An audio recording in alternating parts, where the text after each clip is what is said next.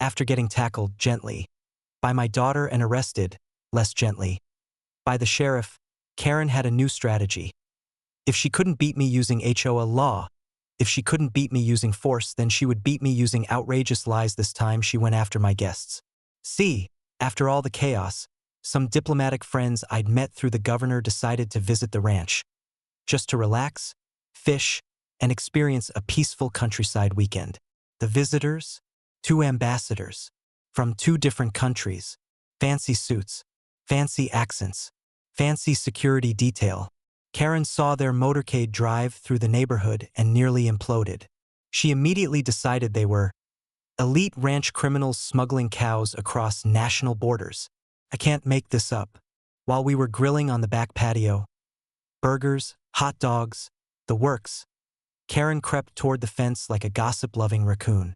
She had binoculars so big she could see the atoms in the hamburgers. She gasped loudly. They're speaking foreign. On American soil. She speed-dialed 911. In full panic mode, there are international spies infiltrating our agricultural zone, and they're holding a summit on his patio. They could be trading nuclear cows. Send everyone. Dispatcher. Ma'am, did you say nuclear cows? Karen. Yes, I can smell the radiation from here. Within minutes, sirens. At least 8 squad cars. Lights. Helicopter. Tactical officers. Karen sprinted out, waving like an inflatable tube man. There. Right there. Cow spies. Police swarmed my backyard, weapons drawn. My guests froze mid-chew, a hot dog still hovering inches from an ambassador's mouth. I calmly stepped forward. Hello, officers. Before you get excited, these are foreign dignitaries. They're here by official invitation. Here are their diplomatic passports. The lead officer looked down, blinked, and his soul left his body for a moment. Then he turned slowly, very slowly, toward Karen. You called in a terrorism threat against 2 ambassadors? Karen squared her shoulders with delusional pride. You're welcome. The officer lowered his voice to that terrifying calm tone cops use before handcuffs appear.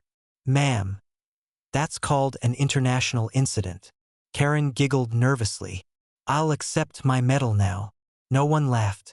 The ambassadors stood behind me, stone-faced and very offended.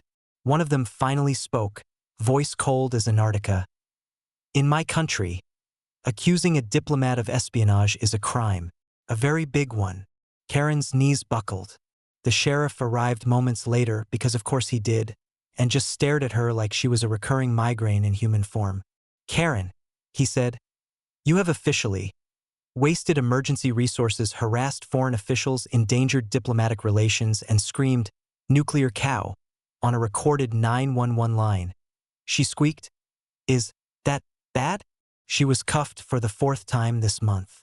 As they put her in the squad car, the helicopter spotlight still shining on her like she was a villain in a documentary, she yelled, It's his fault. He keeps inviting powerful friends. That should be illegal. The sheriff shut the door. One ambassador leaned toward me and said, You live a very dramatic life. I nodded. You don't even know the half of it. But Karen wasn't done.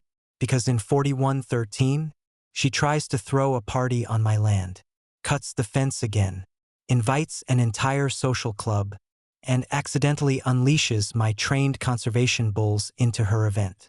Let's just say, Karen learns what it feels like to be on the business end of a bull's horns, ox smiling face with horns.